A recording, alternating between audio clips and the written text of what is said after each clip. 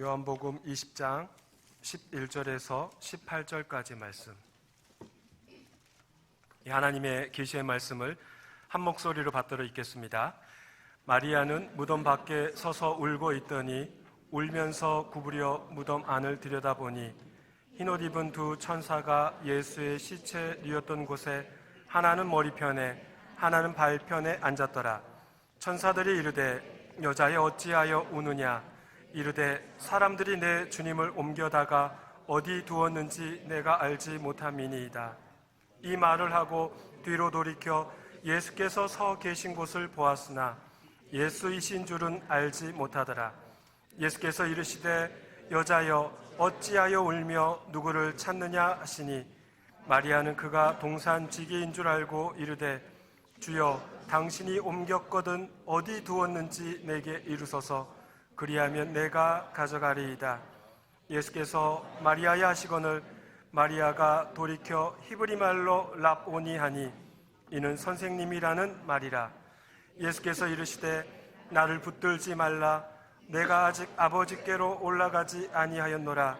너는 내 형제들에게 가서 이르되 내가 내 아버지 곧 너희 아버지 내 하나님 곧 너희 하나님께로 올라간다 하라 하시니 곧 막달라 마리아가 가서 제자들에게 내가 주를 보았다 하고 또 주께서 자기에게 이렇게 말씀하셨다 이르니라. 아멘. 하나님의 말씀입니다. 오늘 예수님께서 부활하심을 기념하는 부활주일입니다. 저를 한번 따라해 보십시오. 예수님의 부활이 나의 부활이 됩니다. 예수님의 부활이 나의 부활이 됩니다. 이제 옆에 분들과 인사합니다. 주님의 부활이 우리의 부활이 됩니다. 주님의 부활이 우리의 부활이 됩니다. 저를 보지 마시고 옆에 분들과 다시 한번 주님의 부활이 우리의 부활이 됩니다. 주님의 부활이 우리의 부활이 됩니다. 네, 고맙습니다. 참 여러분들의 밝은 모습을 보니 참 좋습니다. 어쩌면 하나 이글스의 유견승과도 연관이 있겠다라는 생각이 듭니다.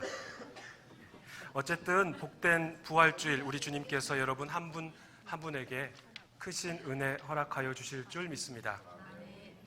제가 교우 여러분께 하나 여쭙겠습니다. 바로 대답하시면 영혼 없는 대답 같으니까 한 반박자 쉬었다가 대답하시면 되겠습니다. 아쉽게도 이번에는 우리 중등부 친구들이 좋아하는 사지선다형은 아니고요. 그냥 주관식입니다. 질문입니다. 부활을 믿으십니까?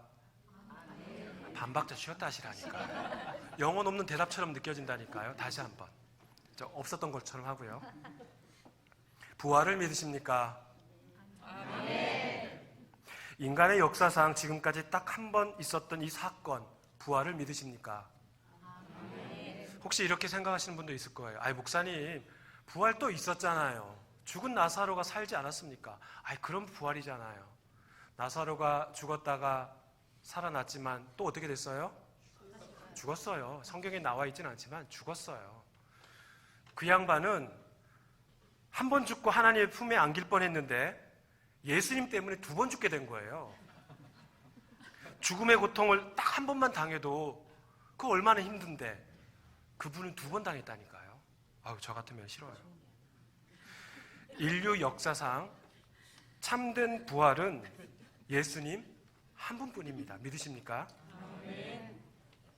그렇다면 부활하신 예수님께서 현재 우리의 삶에 무엇을 주실까요? 다시 말하면 2000년 전에 그 부활하신 주님께서 2024년을 살아가고 있는 우리에게 도대체 그 양반이 그 사건과 지금 우리와 어떤 연관이 있냐는 거죠. 그런 관점에서 오늘 말씀을 본문을 다뤄보고자 합니다. 오늘 본문에 한 여인이 등장하죠. 마리아, 막달라 마리아입니다. 무덤 밖에서 울고 있어요. 왜 우는지 요한복음 20장 1절 말씀에 나옵니다. 같이 읽어보겠습니다.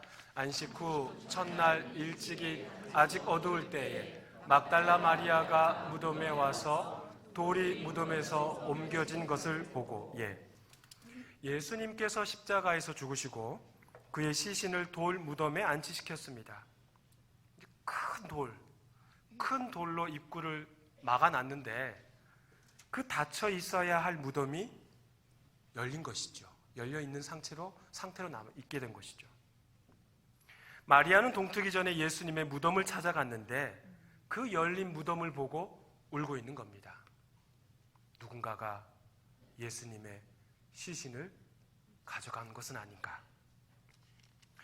열린 무덤에 혹시라도 예수님의 시신이 있을까 확인하고자 울면서 안을 들여다보죠. 들여다보니 예수님의 시신이 놓여있던 그 머리 부분과 그리고 발 부분에 천사가 앉아 있던 것이죠. 천사들이 울고 있는 마리아에게 물어봅니다. 어찌하여 우느냐? 따라해 볼까요? 어찌하여 우느냐? 네, 제가 여러분께 여쭤볼게요. 우리와 전혀 다른 존재, 영적인 존재인 천사는 마리아가 우는 이유를 알고 있겠습니까? 모르겠습니까? 알고 있어요. 우리 중고등부 친구들만 이야기해보죠. 우리와 전혀 달라요. 시간과 공간을 초월해서 살고 있는 영적인 존재인 천사가 마리아가 울고 있는 이유를 알까요? 모를까요? 알아요. 그래요, 알아요. 그러면 천사가 그렇게 알고 있으면 울지 마라. 예수님 부활하셨어 라고 말해주면 얼마나 좋아요. 그렇죠? 그런데 천사들뿐만 아니라 예수님도 마리아 뒤편에 서셔서 여자여 어찌하여 우느냐라고 질문하십니다. 그냥 내가 그니라, 내가 부활한 예수니라, 이 말 한마디면 모든 게 다 해결되는 거예요. 그런데 어찌하여 우느냐라고 지금 말하고 있잖아요. 왜 그렇게 질문하셨을까요? 울지 말아야 할 일에 울고 있다는 것을 스스로 깨닫게 해주기 위함인 것이죠. 부활에 대해 마리아는 잘 모르고 있었습니다. 그러니까 대화를 통해서, 예수님과의 대화를 통해서 그것을 깨닫게 하기 위한 하나의 배려이죠. 그렇지 않겠습니까? 부활에 대해 그 당시의 종교 지식층들도 서로 논쟁이 오갔습니다. 바리새인들은 부활이 있다라고 주장하고, 사두개인들은 부활이 없다라고 주장하고, 왈가왈부하고, 네가 맞냐 내가 맞냐, 네 말이 틀리냐 내 말이 틀리냐, 지식인조차도 그렇게 서로 토론과 논쟁이 오갔는데요. 하물며 한 백성, 한 여인 마리아가 부활에 대해 어떠한 확신이 있었겠습니까? 없지요. 그러니 스스로 깨닫게 해주시기 위한 질문이었던 거죠. 마리아는 예수님 시신이 누워있던 곳에 앉아있는 자들이 천사인지도 모릅니다.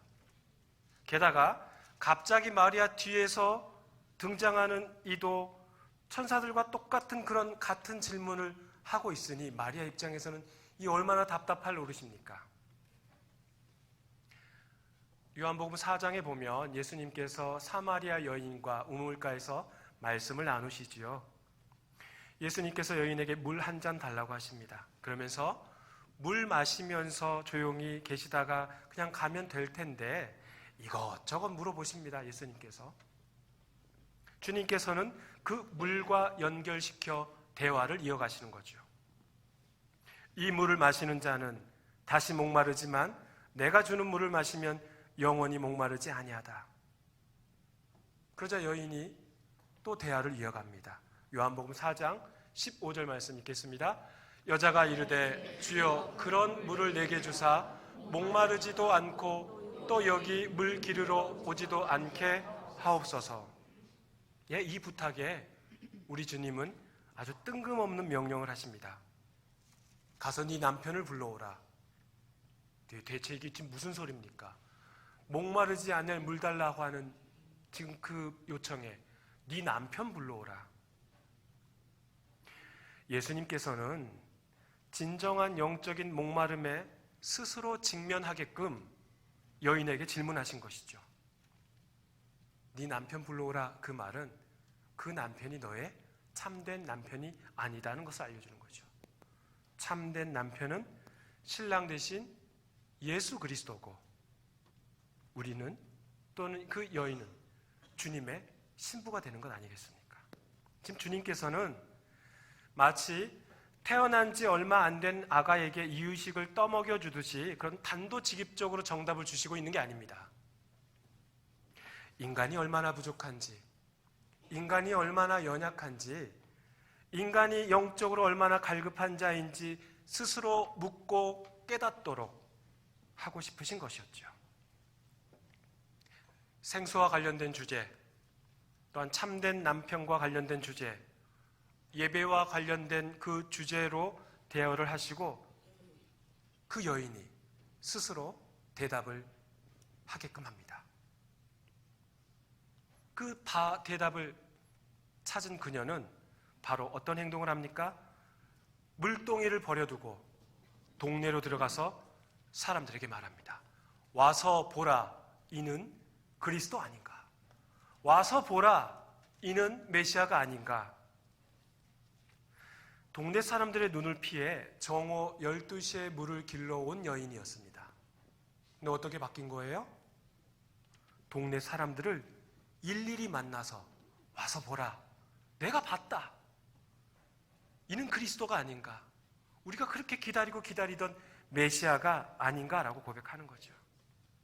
그 여인의 영적 해가를 주님께서 도와주신 것입니다. 사랑하는 교회 여러분, 우리 주님은 강남 대치동의 일타 강사가 아닙니다. 우리 주님은 주입식 교육으로 자신이 메시아임을 알려주지 않습니다. 하나씩 스스로 깨달을 수 있도록 도와주시는 분입니다. 마찬가지입니다. 빈 무덤에 들어간 막달라 마리아에게 천사도 예수님도 그냥 단 한마디로 내가 그니라, 이분이 바로 부활하신 예수님이다 라고 그렇게 말씀해 주시지 않으셨어요. 울지 말아야 할 일에 울고 있는 것을 스스로 깨달을 수 있도록 도와주시는 것이죠. 예수님의 부활을 알지 못하던 마리아는 부활하신 예수님이 동산지기인 줄 알고 대답하죠. 당신이 옮겼습니까? 그러면 어디에 옮기셨는지 알려만 주십시오. 제가 우리 주님의 시신을 모셔가겠습니다. 그때 주님 말씀하시죠. 우리 16절 함께 읽어보겠습니다. 예수께서 마리아야 하시거늘 마리아가 돌이켜 히브리 말로 랍오니 하니 이는 선생님이라는 말이라. 예수님께서 마리아야 라고 불러주신 것이죠. 그러자 마리아는 돌이켜 뒤를 돌아보며 랍오니라고 합니다. 우리말 성경에는 이는 선생님이다 라고 나오는데요, 이 뜻은 나의 선생님이란 뜻입니다.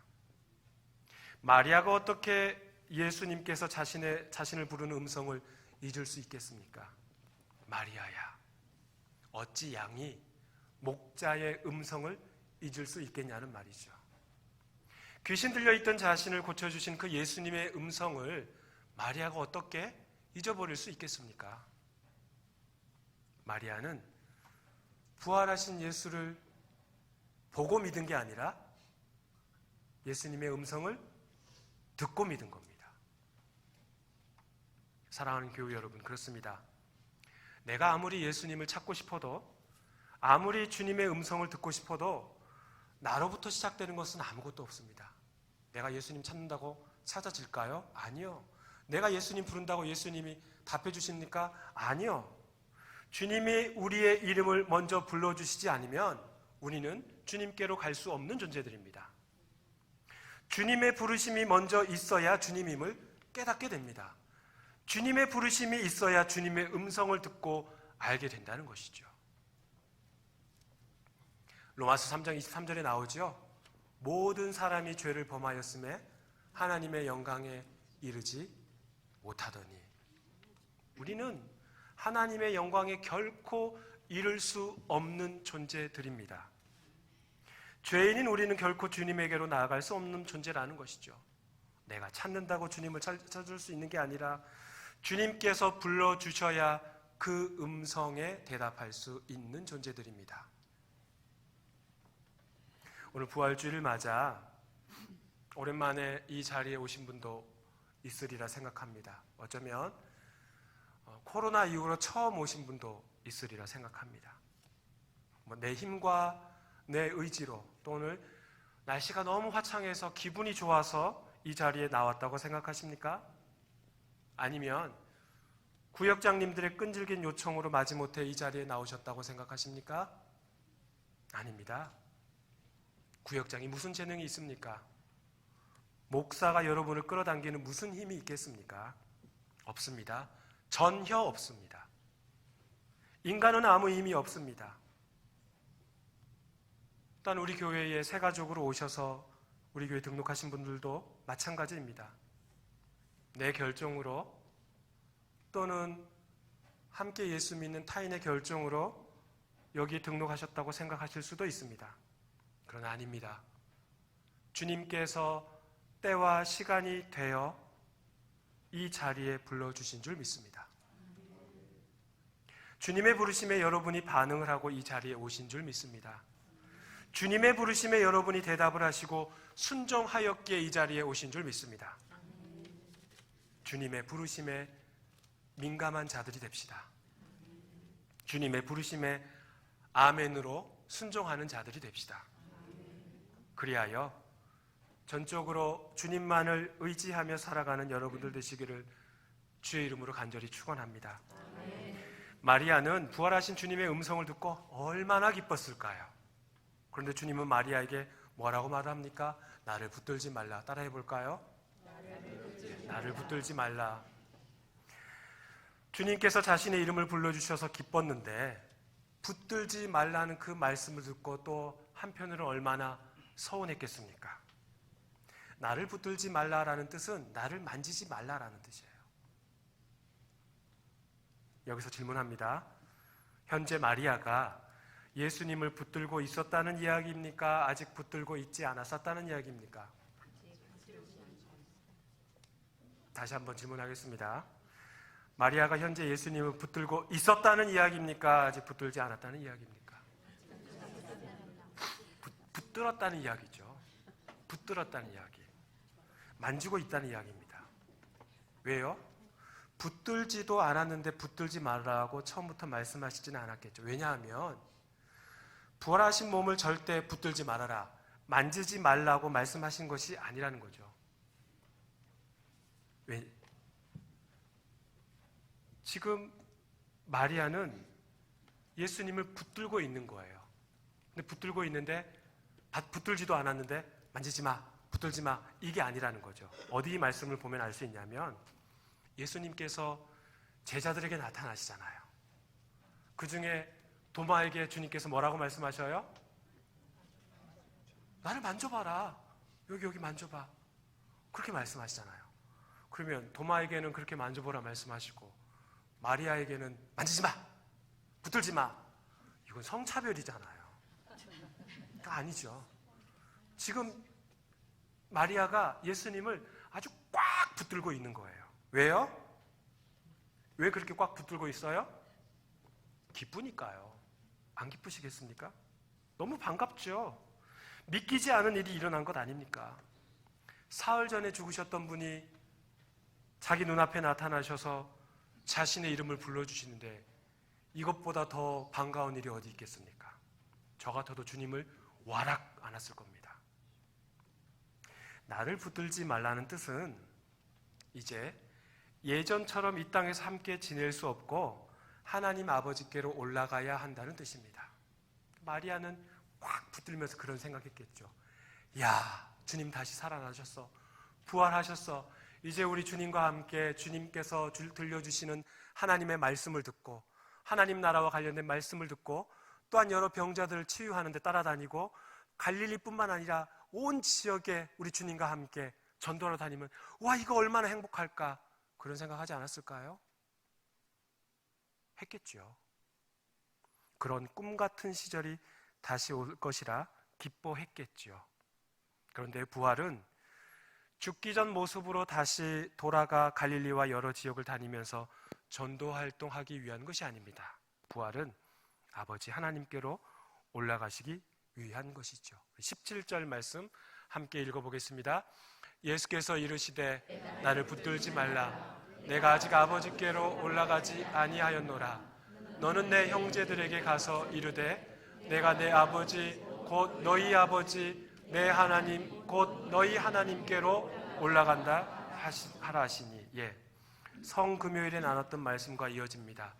십자가에 달리신 예수께서 육신의 어머니에게는 사랑하는 제자를 가리키며 보라 여자여 보소서 아들이니이다. 사랑하는 제자에게는 보라 내 어머니라 하시면서 새로운 관계를 형성시켜 주시지 않습니까? 십자가의 정신을 깨닫는 자에게, 십자가의 아래 모여 있는 자들에게, 십자가를 통과하는 자들에게 새로운 부자관계, 새로운 모자관계, 새로운 형제관계, 그러한 새로운 가족관계를 형성시켜 주신다는 것이죠. 근데 여기서 한 가지 더 놀라운 사실이 나옵니다.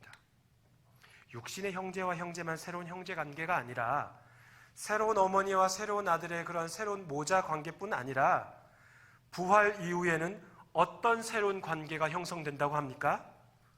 성부 하나님과 우리 사이에 새로운 관계가 형성된다는 것이죠. 하나님은 예수님의 아버지일 뿐만 아니라 우리 신앙인들의 아버지가 되십니다. 예수님이 하나님이시고 예수님이 하나님이 곧 우리 하나님이 되신다는 것이죠. 할렐루야. 예수님의 아버지 하나님이 우리의 아버지 하나님이 되신다는 거죠. 처음 설교할 때 시작했던 질문으로 돌아갑니다. 예수님께서 2000년 전에 부활하셨습니다. 그런데 2024년을 살아가는 우리와 무슨 상관이 있냐는 겁니다. 우리의 삶에 어떤 영향을 줄까요? 부활 신앙은 현재 2024년을 살아가는 우리의 삶을 180도로 바뀌게 한다는 거죠. 주님의 부활이 곧 나의 부활이 된다는 그 확신을 가지고 살아간다는 것입니다. 예수님의 부활이 곧 우리의 부활이 된다는 그런 확고한 믿음을 가지고 살아간다는 것이죠. 예수님이 하나님이 나의 하나님이 되시고 예수님의 아버지가 우리의 아버지가 되시는데 삶의 전환이 어찌 일어나지 않을 수 있겠습니까? 예수님의 부활을 통해서 우리에게 일어난 그 부활 또한 확증되었습니다. 부활은 이미 우리에게 약속된 것이죠. 우리 학생들이 있으니까 조금 더 쉽게 표현해 볼게요.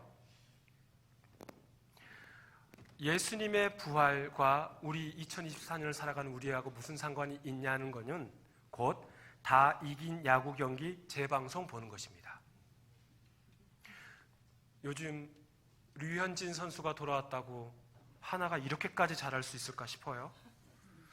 어제 아침에 제가 설교 원고 초고를 쓰면서 한화 5연승이라고 썼다가 저녁에 6연승으로 바꿨습니다. 한번 생각해 보십시오. 야구 경기를 하는데 상대팀에게 지고 있어요. 7회까지 질질 끌려가고 있어요. 근데 8회 역전타를 날려가지고 점수를 뒤집은 거죠. 그때 구원 투수가 나와 승리를 따냈어요. 8회까지 얼마나 조마조마하게 그 야구를 볼까요? 그런데요, 그 이긴 게임을 재방송으로 본다고 생각해 보십시오. 한 번 보고, 두 번 보고, 세 번 보고. 야구광들은 그렇잖아요. 월요일에 비가 오고, 월요일이 아니고 화요일 비가 오고 그러면은 야구를 안 하다 보니까 어제 봤던 거 이긴 경기 재방송 보고 한 번 더 보고 두 번 보고 세 번 보고 그런 것처럼 이미 결과를 알고 재방송을 본다면 조마조마해 할까요? 야구 안 좋아하세요? 8회 역전시켰다고 오두방정 떨까요? 9회 마무리 투수가 나왔는데 주루가 쌓인다고 장작 하나씩 쌓아놓는다고 손에 땀을 쥐고 야구 경기를 보겠습니까? 아니죠. 왜요? 재방송이니까요. 그렇습니다. 부활이 그런 의미입니다. 2000년 전에 우리에게 주님께서 확증하셨습니다. 예수님이 승리하시고 예수님이 부활하셔서 우리 또한 부활합니다. 할렐루야. 우리 주님의 부활이 곧 나의 부활이 됩니다. 우리 주님의 부활이 곧 우리의 부활이 됩니다. 사랑하는 교회 여러분, 말씀 맺겠습니다. 인생 살다 보면 연타석 홈런 맞을 때도 있어요. 3구 3진 당할 때도 있어요. 수비하다가 알까기 에러할 때도 있어요. 마무리 투수로 올라왔는데 역전 홈런을 맞을 때도 있어요. 그럴 때마다 좌절하시고 낭망하시겠습니까? 아니요. 우린 지금 현재 무슨 게임을 보고 있다고요? 재방송 게임. 좀 지겹더라도 재방송 게임을 보고 있는 거예요. 이긴 게임 재방송을 보고 있습니다. 내가 주를 보았다. 내가 주를 인지하였다. 내가 주를 깨달았노라 라는 그 마리아의 외침이 바로 우리의 외침이 되기를 간절히 소망합니다. 구원은 우리가 무엇인가 기여를 해서 얻는 게 아닙니다. 구원은 우리가 무엇인가 노력을 해서 얻는 게 아닙니다. 구원은 언제나 하나님의 은혜의 선물이 되는 줄 믿습니다. 구원은 언제나 부활하신 주님을 굳게 따르는 믿음으로 얻게 되는 줄 믿습니다. 부활하신 주님을 찬양하며 주께서 걸어가시는 그 길 잘 따라가시는 저와 여러분이 되시기를 주의 이름으로 축원합니다. 하나님 아버지 감사합니다. 예수 그리스도의 부활은 곧 우리의 부활이고 예수 그리스도의 부활은 곧 나의 부활이 됩니다.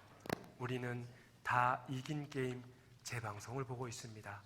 언제나 부활 신앙을 가지고 살아가며 감사하며 주님께 영광 돌리며 주의 이름을 찬양하며 주님께서 내려주시는 은혜 기다리며 소망 품고 살아가는 저희들 되게 하여 주옵소서.